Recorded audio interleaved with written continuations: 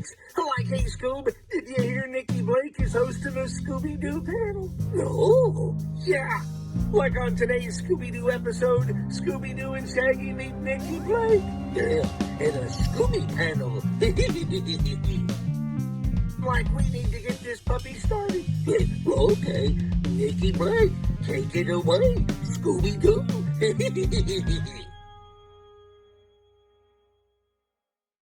On today's episode of the Scooby Panel, Nikki meets film historian and archival expert Matt Dugan as we chat about Scooby-Doo on Zombie Island Terror Time Collector's Edition. So Matt, it's great to have you here. I'm so excited to talk about the Terror Time release. Thank you so much for having me. I'm super excited to be on here, and thank you so much for everything you do for Scooby-Doo. Thank you. I really appreciate it. I love Scooby-Doo. It's great. Me too. OG, a classic, and we're here talking about Zombie Island, and it's a fun one. So super excited to be on here. Thank you. Yeah. So can you tell me what your relation to Scooby-Doo is? Are you a fan?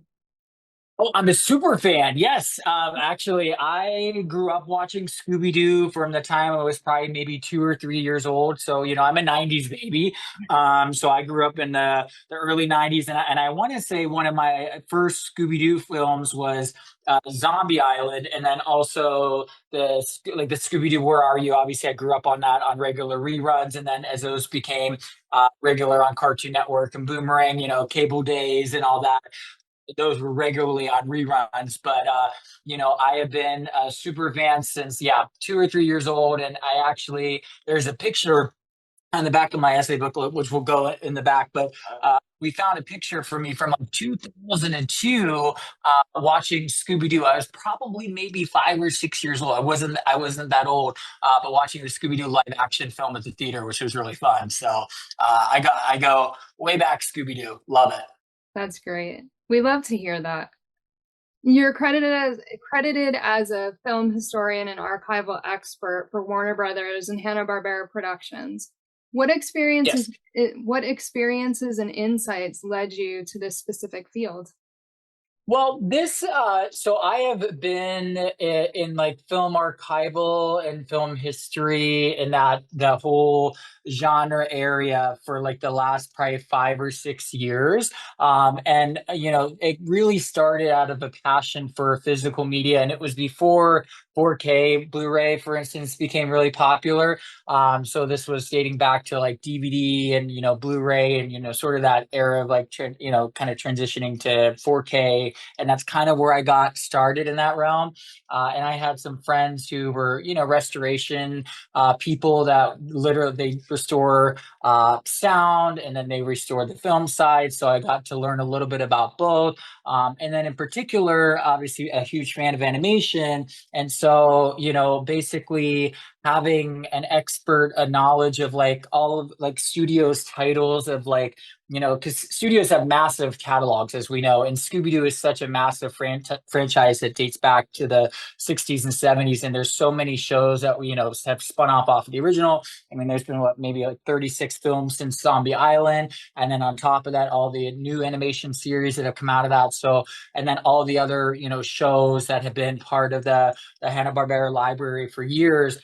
So, my history goes back, but it really started first as being a collector, and then really just getting and deep diving into the historical elements of that. And, this is the type of film that originally was intended for a theatrical release, but, because physical media and the VHS era was doing so well for family and like home entertainment in that genre back then in the mid 90s, that's why Zombie Island went that route, because they saw, how much success, the physical media was doing back then in VHS sales. So, like I said, it's a really cool area to explore. There's so many facets because you have the element of the film, and then there's TV, and then there's franchises, and then there's, also understanding the different brands that fall underneath that, and the different shows and characters and stuff.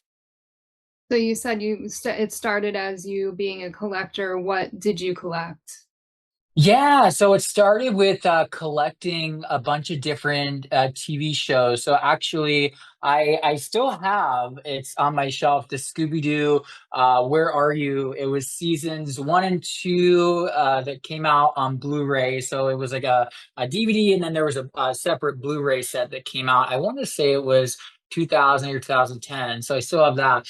But really, my collecting era started, I would say, in that sort of Blu-ray to like 4K transition period, like full-on collecting. Like I said, I would collect like here and there releases, but now it's just like I collect every release. So it's very different within the last couple of years versus when I first started. What moments or projects in your career led you to being involved with this Terror Time edition of Scooby-Doo? Yeah, absolutely. So this was a very much a passion project. So we Allied Bond Entertainment, which is who we worked on with this release for Scooby-Doo on Zombie Island, has a long-standing relationship between the Warner Archive collection and Warner Brothers Home Entertainment. And so, they've worked collectively together, I want to say 15 plus years. And so, I've done various different projects, with Allied Bond throughout the years. And so, really the first Scooby-Doo titles were like Scooby-Doo and the Boo Brothers. They were like a werewolf, and there was another title as well that were released as a trio, but also as part of a Hanna-Barbera kind of super collection. It was a 10 set, first time ever on Blu-ray type thing, and that was kind of the first foray into Scooby-Doo. And then the next one was there was a dual sequel. I was not involved with that, but what we saw with that was there was a lot of excitement, obviously, from the fans with wanting Zombie Island on solo Blu-ray. And so for the past probably year, I've been working on putting together this release at scale, which has been really exciting because we've had a lot of great support between Allied Bond and Warner Brothers, and really being able to deliver the best product possible as a service to the fans. Because the fans, like I said, we read it, all the forums and everything, the Reddits, the Facebook groups are very much, looking at, feedback. Fan feedback is really critical. And so, whenever Zombie Island came around, obviously it's my favorite Scooby-Doo animated film of all time. It was like, look, we need to really put this on solo Blu-ray. How can we make this happen? And so that was, I want to say, maybe 8 months ago, the original conversations first started. And then, it kind of led into, oh, let's, this is going to happen. And so, I had so much research just kind of put together and built up. And, we really worked hard because this is a film that, as we all know, I mean, from a script standpoint and from a, just a storytelling standpoint and animation standpoint, I mean, it just still holds to the test of time all these years later. And hands down, Variety actually ranked this, they had a list of all the Scooby-Doo films, throughout time. And this came in at number one. This was just back in 2022. So we're talking about a film that's held the test of time, and fans will say this is the best Scooby-Doo, film of all time, and it still holds up. So yeah, this was definitely one of those ones that we really wanted to push for solo Blu-ray, but it was all about how we were going to do it, and then if we were going to do it, how did that all kind of come to be? And I actually can show it off because I have it with me here. This is what it looks like, and so we put a lot of heart and soul into it. But yeah, you'll see it's the Terror Time Collector's Edition, and what led to that really was paying homage to its Terror Time again, the song and the film, because I was like, look, everything's a collector's edition. What's going to make this stand out? Like, I know we can do all these extra things like a slipcover, or as we call it in the industry, neo card, which is this right here. And I know that we could, do interior artwork and and then we can do other things that I'll talk about in a little bit. But I was like, what really will make this stand out to the fans, and also just be a level of love to the song and to pay homage? I was like, well, this should be called a Terror Time Collector's Edition. So, like I said, we basically took the font from the film, and then we were able to kind of mimic it and put it into Terror Time. And so that's where that kind of came to be. Because, like I said, if you're going to do Scooby-Doo on Zombie Island on Blu-ray, you have to call it the Terror Time Collector's Edition. There's no other way. Yeah, definitely. It's some really interesting packaging, and I've only seen it online, but it has a clear Blu-ray case and Yeah, so I actually can show it if you want. So yeah. basically, this is the front, and this is the back, and this is a collectible and a nice, real hard slipcover, which is nice because it's very durable and it's great. But what's cool about it is, and I'm going to slip this up because it doesn't, you can't really see this online, but you see how, and again, we wanted to show off the artwork as much as possible from the film, but you'll see whenever I slip it up. We have a little bit of an artwork change on the interior, which is pretty cool on the back. So we have a little bit of a monster reveal, which is kind of cool. You don't see that too often. Often, just the back just kind of mimics the front on the actual Mhm. Blu-ray, and then this is what it looks like on the back, and then this is what it looks like on the front. And then the concept of the interior kind of clear case artwork came from, again, we wanted to show off the artwork as much as possible from the film. So I'm going to take out the elements just to show you the inside. So we got this beautiful shot of the mansion at sunset, and like I said, these were all elements that had to be hand selected. It's not like they were just given to us, so we had to go in by frame and hand pick the elements that we wanted to be a part of this release. But you can kind of see here on the side, we put a scene chapter list.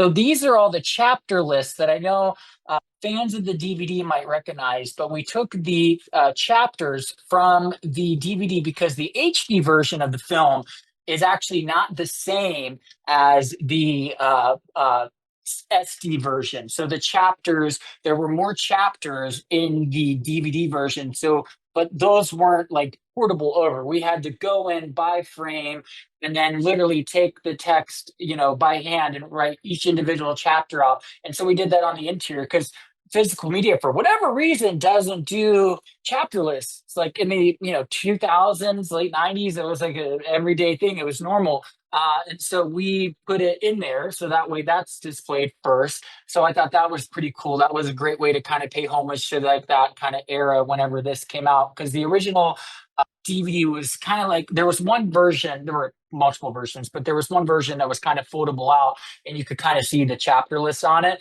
There was like a cardboard version. But yeah, this was really fun. And then, but we did add it and one more additional chapter, which will be kind of cool there because there's a little post credit scene in there. So we did add an additional chapter. But even on the disc menu, when you load the disc menu, it actually lists the chapters the way the DVD had them like spelled out. Because again, you just see scene blocks usually nowadays, at least. That's how you see these displayed. And so we try to take as much elements as possible, but original in this release, but for the Blu-ray purposes. So that's the interior. Like I said, it shows a gorgeous shot at sunset. And I got to give a lot of credit to our designer, Paul, who was able to pull all these elements. We worked really hard on it, and he was able to just, pull all these elements together. Because like I said, we kind of knew what we wanted and what we wanted where, and so he was able to put all of that together there. And then on the inside, let me just put this back together. It also comes with a really cool essay booklet, and the essay booklet came to be. So this is the front of it, by the way. So the essay booklet was really just to show off the artwork, and because I was like, well, I have all these notes, but it's like 3,000 words from like research and stuff like that for the commentary, because I knew the commentary was coming. So they're like, well, we can do a essay booklet. I was like, yeah, I just can condense it down. I just wanted to show off the artwork. Because, like I said, I had all these different screen grabs, like, like you see this, you see Moonscar, you see, and then a great shot of the island, like a full spread of the island, which is really nice on the interior. And, you have the get out the wear. This is all the interior of the booklet, but really the booklet was just kind of by design to show off just more artwork from the film because the animation is just obviously so beautiful. And then on the back, this was what I was referencing earlier. They put a little cute picture of me with Scooby from like 2002, which was really fun. But really, this can also be a place where you can put, maybe a picture of you with Scooby from your childhood, something like that. You can, put a picture over me, if you want, and put it there. That was kind of the design of that. Is like it's like cute to see me, but really, this is a chance for you to kind of put, your own picture over there or something like that, maybe from your childhood, or a special picture with Scooby from over time. And so that's kind of the essay booklet came together. So that's what that looks like there. Um, and then also something that we did that's really different now from, how, because if you look at a lot of current discs, they don't have artwork on them anymore. They're just text. So we took this image from the tunnel scene with Scooby and Shaggy and put that on the front of the disc. Again, just another way to show off more artwork of the film, because it was just like, well, we could just have text on disc, but I was like, that's boring. Like, let's, again, if we can show off more artwork of the film, let's do it. And so that's what we did there. And that's kind of the full interior of this edition, which, like I said, you can see just a lot of attention to detail, and I love it. I think it's a really great way that we, like I said, there was a lot of passion put into it, and a lot of time spent on it, and really just to pay homage to the original release. It is amazing packaging for sure, because we're so used to just getting the black, DVD with like Yeah, you said, just the words. And Scooby fans absolutely love the artwork, but especially the background art. It is just yeah. incredible. So to see that actually in the packaging is amazing. Yeah, that mansion shot was always from day one. I was like, I really want the mansion shot on the inside because this mansion is so famous. It's actually in not this shot, but it's kind of this shot from the back. But they have an oil painting. It's in one of the episodes. I talked about it on the commentary, but this mansion is so well known. I was like, let's just show it off as much as possible. And like I said, this is right at sunset, right before everything starts to go down. Yeah. But it's a great shot, and it just really, like I said, in things you can even take it out, and, like, frame it if you want to. I mean, it's really nice. It looks, frameable in my opinion. You could do it either way, however you want it. Yeah, that's awesome. You can definitely tell that you guys put a lot into this. And as a fan and other fans, we thank you very much for that.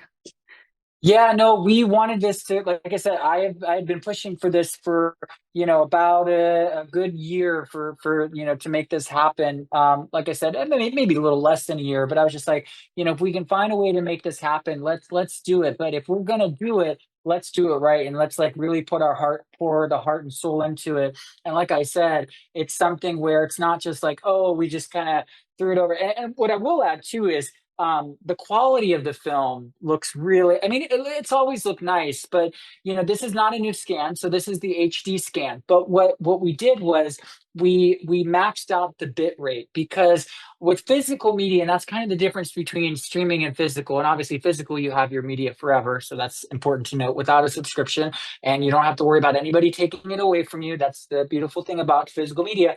But you also get a huge quality increase that a lot of people don't may not think about with physical media, but you get a quality. And so we maxed out the bit rate on the disc, because this is a BD50 disc. Because on Blu-rays you have BD25, and then you have BD50, and the next level up is 4K, which is BD66. So this is a BD50, and we maxed out the bit rate, which, going back to the quality, the I think fans will notice a little bit more filmic aspect of it. You can kind of see a little bit of the film, uh, you know, like the describe a little, like, so not like just like beautiful filmic elements, that feel.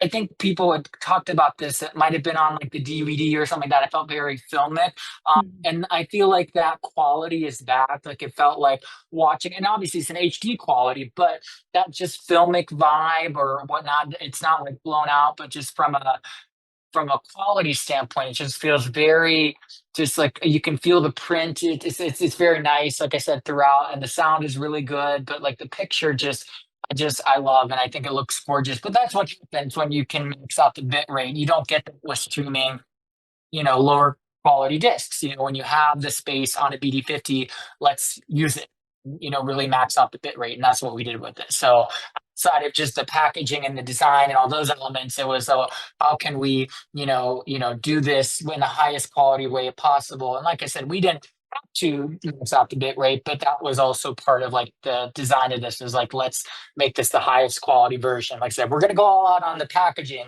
We got to, go all out on the disc as well. Yeah, that's amazing. So the booklet includes an essay written by you. Can you highlight Yes. one or two observations you made about Zombie Island's place in the Scooby-Doo franchise or animation history?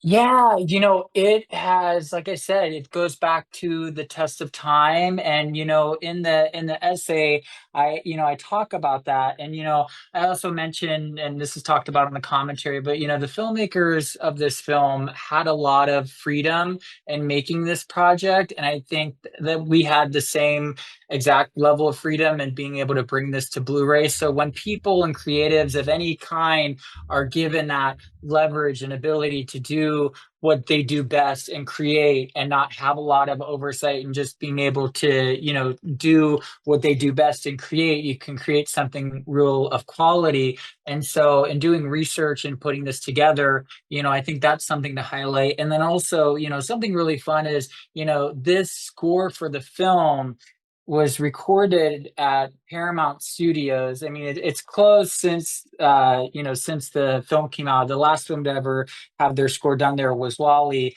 But the scoring sessions were done on the same stage as like the Psycho score. So when people talk about the film score and Steve Branson's score that's held up, over the years so well, I mean and the sound is just so well done. It was recorded on the same stage as some of these iconic scores. So that goes also to a piece, like I said, and I talk about that in the essay, and then also on the commentary as well. But I think that might be something fun that fans might find. And then I got also something to bring up too. I tried to on the commentary talk about like I treat it as like Zombie Island 101, and really with that it was giving basically an overview of each individual character. So all the characters, the voiceover actors and actresses each get like a character introduction and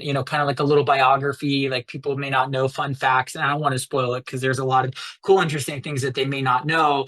And then there's also parts where I talk, but then I do not talk. And I was very specific about this. I don't talk over any of the music elements. So that way people can jam along and sing along to the ghost is here and it's terror time again. I do not talk over any of those bits because I was like, I'm not going to talk over certain parts, and that those are some of those in the film, because I was like, if we're gonna do this commentary right, we got to jam out together, but I'm going to be on mute during those parts. So What unique insights were you bringing to the commentary versus a typical commentary by a director or an actor? I love commentary, so I listen to them all the time. So I like to treat them as film school, and that's kind of what I was getting at. Was like it feels like a Zombie Island 101 because a lot of fans may not know a lot of the facts that are presented in there, and I think that is it makes it a little different from others. And also, I kind of treat it like almost like a radio show in a way. So there's like I said, there's like announcements for each individual character or voiceover. Anytime somebody new pops on screen, I explain it. It's like fun trivia. Like I said, there's a lot of stuff, and I want to save all of it because there's just some fun surprises that the fans may not know as they're watching it. But it's a very fun, I feel, and lively track because, like I said, I listen to commentaries all the time, and I like to view them and listen to them in the form of like a film school. And so that's how I treated it. And I actually call it that in the introduction of the commentary. I go, this is Zombie Island 101. And so, basically the same level of enthusiasm that you're getting in this interview is what's presented in the commentary. And I hope fans love it. And I hope fans learn something new that maybe they didn't know before, or just, fun, exciting facts. And like I said, there was so much stuff and that was great about the essay booklet was we could also share some fun facts in the essay booklet, but also use the essay booklet to show off more of the artwork. So it kind of came from that. Like I said, I already had my notes and everything put together, so it was just a matter of condensing it down to fit like an essay booklet form, which was really fun. So we know that Zombie Island is known for having real monsters as opposed to unmasking the Yes. villain. How did that factor into your commentary or essay? And do you personally prefer real monsters in Scooby-Doo, or are you a fan of the unmaskings? I am a fan of I like the unmaskings, but this was the first supernatural uh Scooby-Doo film, and this was where the bad guy, like you said, like there was like this was just different. And for me, going back to as a kid, I think that influenced a lot of it, because for me, this was in a way probably my first, and for a lot of people, their first ever experience with maybe the horror side of things and the supernatural potentially for the first time. I know for me it was, because like I said, I was only 3 or 4 whenever this came out and whenever I watched it. So for me, in putting this together and in the commentary and stuff like that, I think I even bring that up. This is like for a lot of us, some of our first experience with that, or for those who were experienced with the franchise and grew up with it maybe in the 60s, 70s, or 80s, this was the first time where the bad guy's a little different, right? So I think that was a really cool piece, and I do talk about it in the commentary. But yeah, it's a very for me, it's very personal because it was my real experience, kind of first childhood experience with horror and then also supernatural combined. So it's very different. But that's going to be everyone's experience is going to be different. But I think that's what makes this film so exciting, is that it turns the cards. That's I think again that's why it's also outside of the animation style and the story, but that's really what's held the test of time for this title. Right. When working on a release like this, what are the biggest challenges you face in terms of sourcing materials, ensuring quality, respecting legacy? Yeah, we, like I said, like the filmmakers, we had a lot of, freedom in being able to have the time that was needed to make this. And, I think the hardest part is really pulling together all of the elements if they don't exist, right? So, putting together, at least if they don't exist, like in a library somewhere or something like that. So like us putting together the chapter list, from scratch, even though like it was already there, it's not there, if that makes sense. So, but you have to pull that, and then you have to go like frame by frame, you have to grab the individual images for each of those scene selection zones. Those aren't just like randomly selected pictures. Those are, hand selected images that are going on the scene selection. So I would say that was, probably the most difficult process, was just pulling together all of the elements and then just making sure that we put together the most highest quality release. And like I said, it was just checking every single detail. And, I think that whenever you do physical media, because like I said, this is a copy that just, it's yours forever. And so we want to make sure that we do it right by the fans and give them truly the best. And that's why calling it the Terror Time edition, that's every attention to detail matters. Like I said, for the for fans out there, that detail I'm sure alone stands out, and they're going to know it. And then, I didn't even talk about this, but a lot of people have always commented like, hey, I want to be able to like listen to like the soundtrack, or I want to be able to have like a high quality version of It's Terror Time again. Well, we put, because again, this is something that is also not done too much anymore, but disc menu music. So we took the It's Terror Time Again song and put it on the disc menu. So it literally plays on a loop. So if you want to jam out to it, over and over and again, it's on the disc menu. So, and then that's another piece. I forgot to totally bring that up, but that was another thing that we did that kind of stands out from before. Cause I don't think the other ones have had any disc menu music. And so to have that song on there, it's pretty special. Yeah, definitely. I know fans will love it because it's a super high quality version. So it sounds great. Yeah. Did you uncover any previously unused materials or behind the scenes content in preparation for this? There was a featurette that was really cool that is on the Blu-ray. It's a 3 minute and 48 second promotional trailer, so that was kind of cool. And then really the exciting elements were more so the going in, like I said, a frame by frame level, and just kind of piecing together the release, because a lot of the materials, that are, and again, this is from more of an archival perspective, but we had certain things available to us that we could use, and so we used what we had made available to us. But I think having that trailer was something really special, because it's they don't make them like they used to, literally. It's an extended kind of trailer, promotional trailer, and I think that's really cool because, like I said, nowadays trailers on average are maybe 2 minutes or whatnot, right, on average. So maybe even for animation, they might be a little shorter. So it was kind of cool to have a longer form type promotional trailer to be able to include. How do you approach writing commentary tracks or essays? Like, what is your writing process, balancing nostalgia, critical insight, and fan expectation? Yeah, I think it's keeping so first off, it's making sure the commentary track doesn't sound boring. So it's like keeping that enthusiasm and throughout. Because believe it or not, the film is only 77 minutes, but that's a long time for someone to talk when they're by themselves. And so really, for me, it's more so just having all of your stuff together and all your notes, and you can hear it in the track, and because the commentary track was actually recorded in a way in case if I like had to redo anything or whatnot, we'd be able to go because we were on a little bit of a tight timeline to push this out. That I'd be able to go back and fix something, and we kind of recorded it that way.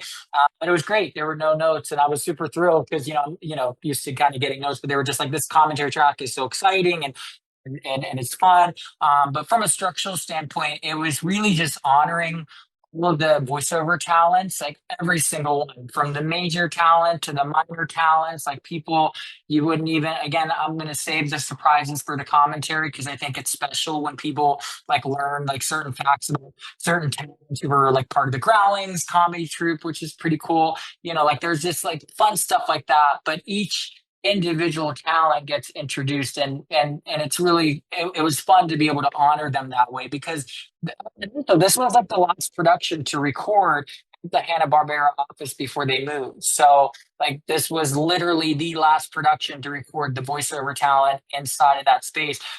Now that building it's still there, but it's all it's an apartment building, I believe now, or mixed use space. But this was the last title to ever record there. And so, paying homage to that, and just like I said, introducing them individually, and then ultimately like other elements throughout the story as we get into the more, like I said, supernatural, like it starts to take a dive there, and you can feel it in the score too, or as Daphne would say, you can feel it in the air, right? Like there's so many quotable moments from the film. But yeah, there like is a lot of ways that I paid homage, and like I said, from talents to certain moments or sequences. We talk about the score, that kind of stuff. Very excited for all of this. Can't Yeah, wait to and get like I the said, copy and see it all. it's great, and like I said, Steve Branson's score is so phenomenal, and like we literally like recorded it in just a couple of days. So the fact that they were able to record this all on this beautiful sound stage, and that's why the score I think just sounds. I mean, it's obviously composed well by Steve, but just the way it sounds, and you can feel that element, and they just don't make them like they used to. And this is a beautiful score. He actually has I think a couple tracks on his site that fans can listen to, which I thought was really cool that he put that on there. So that it was nice. You can hear some of the original score, which is really cool. Oh, that's awesome.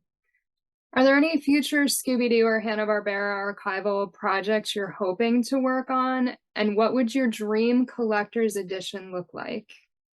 That's a really great question, and my biggest answer to that is fan feedback is this is a two-parter. So fan feedback is incredibly valuable, and the biggest way fans can help more Scooby come to physical media is by buying this Zombie Island film, because this Terror Time collector's edition, again, we actually, from a sales point, we kind of had our projections of like what we thought it was going to sell, and we actually ended up overselling, which is a really great position to be in.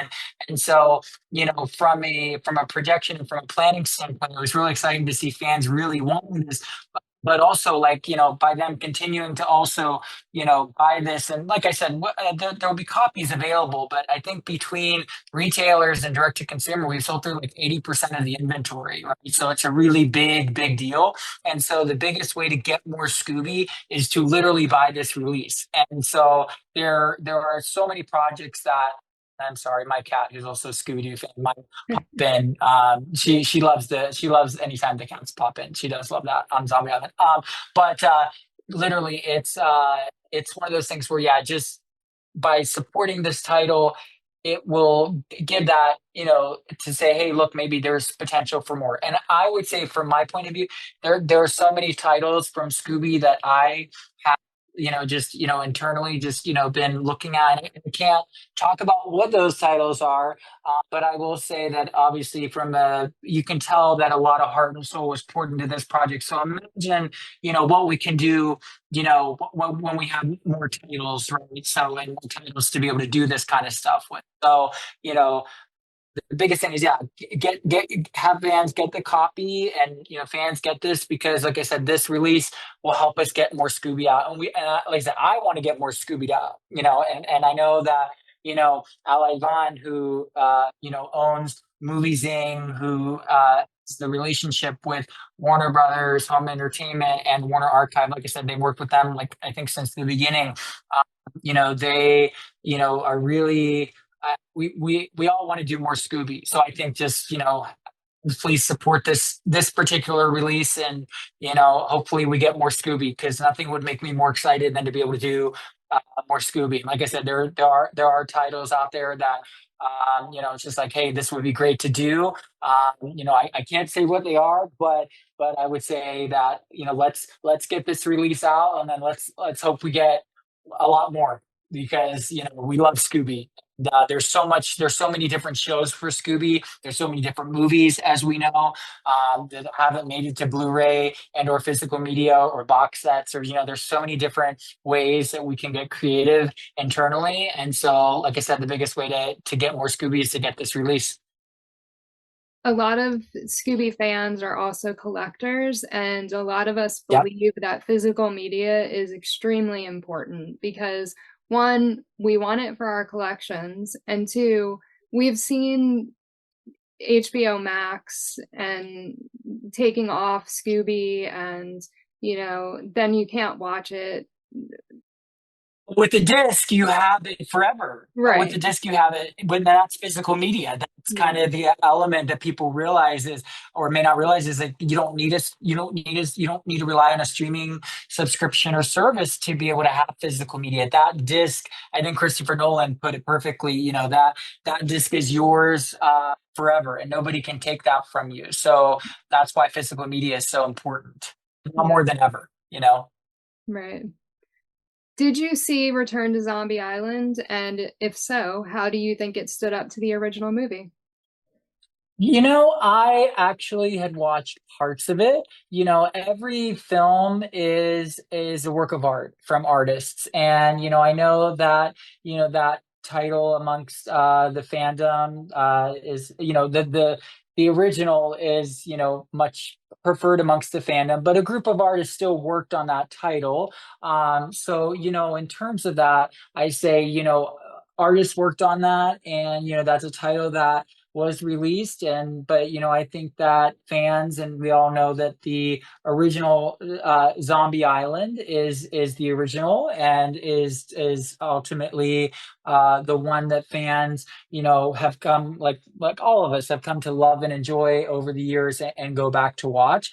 So I never like to put any titles down, or whatnot, but I do know that all of us fans, we enjoy the original, but we also respect too the artists did work on the sequel, and the sequel is a sequel, and that's just it, and it's part of, like, and that's the beautiful thing about what Zombie Island and Wade did for the long haul was, there's been, what, 36 plus animated Scooby-Doo films since then. So, like, this started like a huge, from Witch's Ghost to Alien Invaders to Cyber Chase and Legend of the Vampires, and so on and so forth, and even more. Because before Zombie Island, and sorry, this is like a long-winded answer, but really before Zombie Island, much of the 90s was pretty dead for Scooby-Doo. I mean, I think there was maybe one Scooby film and a pup named Scooby-Doo, but that was like early 90s. But in the mid 90s, there was really nothing. And I kind of talk about this in the commentary track, but this original started it all, and it spanned,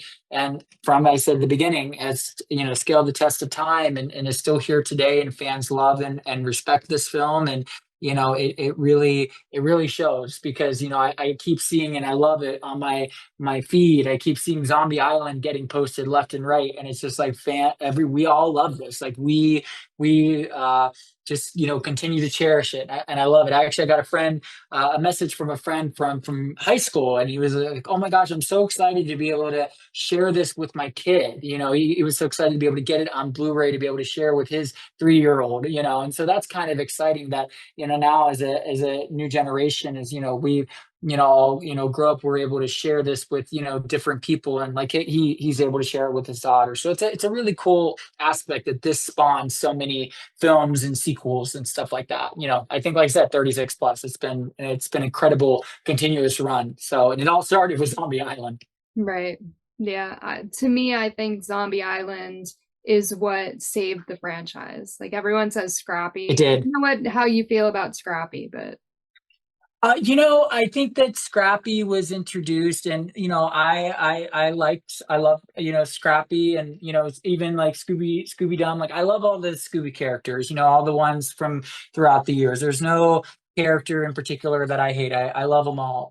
But what I will say is that this really did save, like you said, it saved the franchise. And I think that this was because they did a survey, amongst moms and stuff like that, and there's a very specific survey that's talked about in the and on the commentary track. But the studio had done like an external survey, because they're all about data and they're all about gathering information. And back in the 90s, I was talking to a certain demographics, and one of them being moms, and they're just like, hey, we want more Scooby. And that was how this all kind of came to be. And that is really what kind of allowed this new wave and era of Scooby to launch. And like I said, it reinvented it for a whole new generation, because again, those who were little kids or young in the 90s were all either millennial or Gen Z, and so it allowed a new generation to discover it. And now a whole new generation's discovering Scooby-Doo, and it just keeps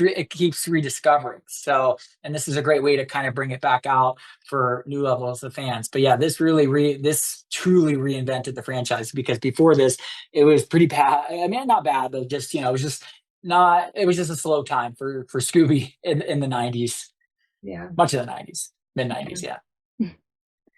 Looking back, what's one thing you wish you'd known when you first started doing archival work for animation and film that you know now?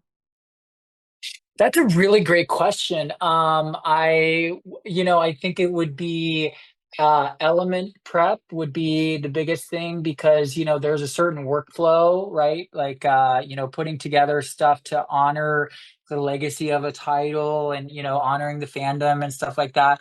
And it's not something that's taught. You kind of learn it through releasing stuff. And I think that whenever I first started this, like I said, 5, 6, 7 years ago, somewhere around there,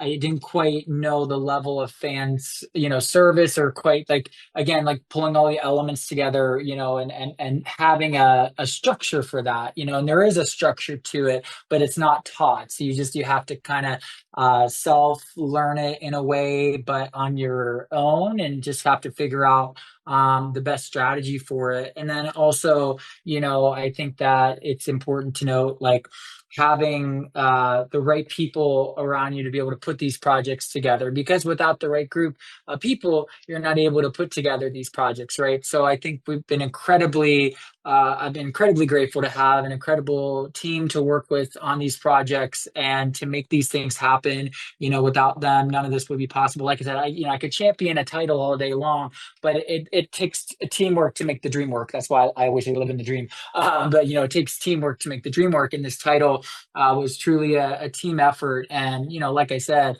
I was championing this for a while, but to be able to get it, greenlit, and then, you still have to go through approval process, through the studio and stuff like that. Like Warner still gives the final stamp of approval on everything that goes out. And so, there's still a process for that. And, also that's something that like understanding the studio system, is something that's really fascinating and exciting that again was, something that was kind of learned early on, but then as you get more into it, you learn that. And then also, like, again, what elements exist, what elements don't exist, and then what elements do you have to work with, and what do you need to create or recreate to help make the best possible release possible. And I would say that's the biggest thing. Like, I know my answers are long, but that's the best way to explain it. It's a fun side of the business. It's not a side people think about, like what goes into archiving a film, or what goes into restoring a print, even for like new scans of stuff, right? Like a lot of people don't realize all the work that goes even into the restoration side of the business. That's a whole separate element from, what's existing, and then what do we have existing and that we can work with. And this is a beautiful HD scan done, by the way, of the film. A lot of people may not realize, because again, it was off of the original camera negative or whatnot, but it's a really, really nice scan of the film, and it's a really nice HD master that you just don't get with streaming. And again, the streaming version of this is going to look different because the bit rate, you just don't get the same as with physical media. I could go on and on about quality, but I think also that's another piece to understand.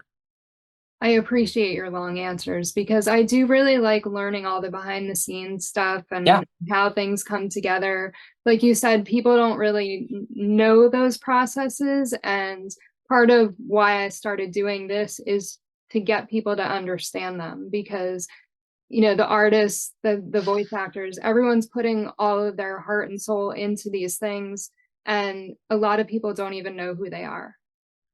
Yeah, and like the people that work behind the scenes, or like the re-recording mixers, for instance, of this, a lot of people may not know, but like the re-recording, the people who essentially mixed the sound for the film were some of the same sound engineers who worked on the TV series ER. So, like the Warner Brothers post-production group has been obviously very talented. But this goes back even like to the 90s, and it was very different mixing a film in the 90s versus now. They didn't have any of the digital capability, so everything was done very differently, and very much more manual than it is today, and very old school, even back then. But they did an incredible job mixing the film, and I think that if you pay attention to those little details, like everything, especially in an animation, score is one piece of storytelling, right, to be able to tell it, but the others is all the sound effects that go into it, even like the bumps, like when you're listening to the mix, which by the way has a really incredible mix on the Blu-ray, but you can hear like the bumps as the mystery machine is going, and they're driving to the mansion, and you can just hear them, they're bumping up and down, like all that sound, like that has to be made, and it has to be mixed all together. It all comes together in post-production, but it's those little things that people may not realize, or like the cats meowing, like all those things coming together, or like the plants when Scooby's rushing through the plants and like chasing the cats. Like you need all those sounds, and just all that stuff has to come together. But the re-recording mixers on this did an incredible job. And then, like I said, even just to have the score being recorded on the same stage as like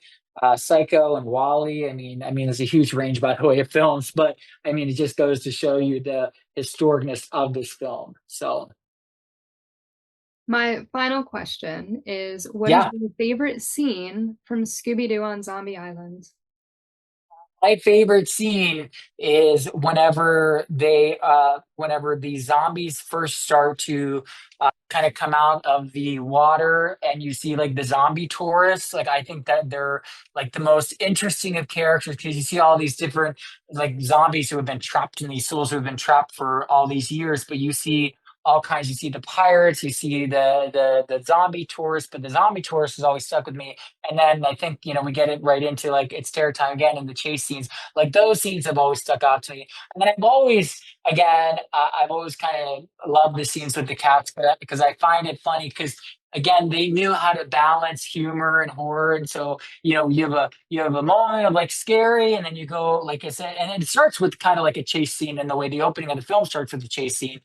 But they were able to find that like balance of like horror and humor, and it just goes so well. And I love that. Anything with the cats is great. And I love the mansion scenes. Anytime I see the mansion or Simone, like I love, I love that. And that always holds a special place in my heart. Cause like I said, as a kid, I know I was obsessed with this mansion. Like I found it to be like the most haunted, the most cool looking house ever. And I think maybe that's probably why it's all over the packaging so much, is because I was so upset. But I think so many fans are obsessed with it. Like they love it too. Like the mansion is beautiful, and it's just so historic looking. It feels real. Like I could literally visit it in real life, that particular house. It feels and looks real, even though it's animation. You know what I mean? Yeah. Yeah. It's something special. Thank you so much for talking to me. The Scooby-Doo on Zombie Island Terror Time limited edition comes out on October 28th, correct?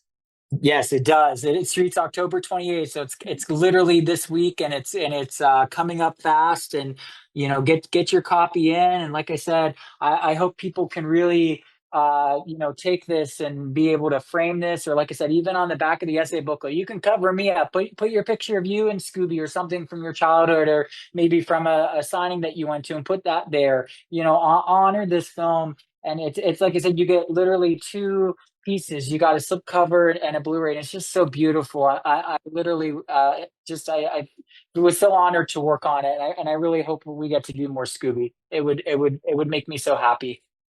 I know as fans, we would love to have you do more Scooby because the packaging is incredible, and we would love to see more Scooby with that much care Let's put into let, it. let's make it happen. Let's make it Yeah. happen. That's why I just keep saying, please, just keep. Sorry, my cat keeps walking in. She just wants to have a little blip of a crossover. There you go. She wanted her 3 seconds of fame.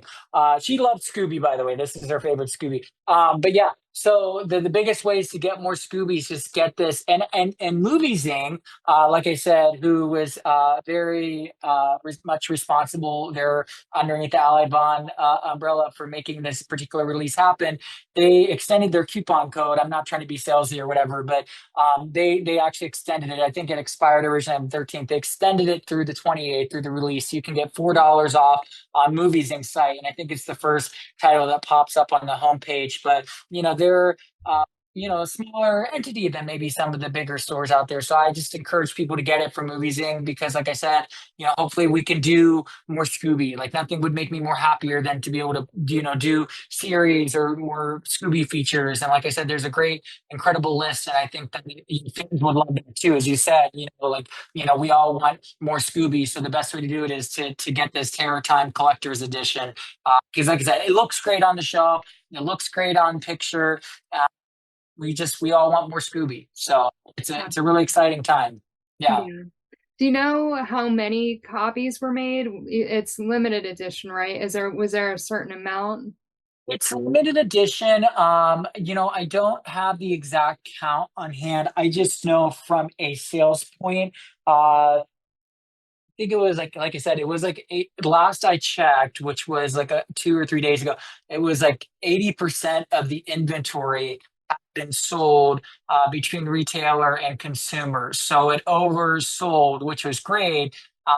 So like in terms of the exact count, I don't have that, but I will say it is limited. So once it is gone, it is I don't know if they'll make more. So it's yeah, that's the best way to put it. But like I said, to sell 80%, and we're not even at street date yet.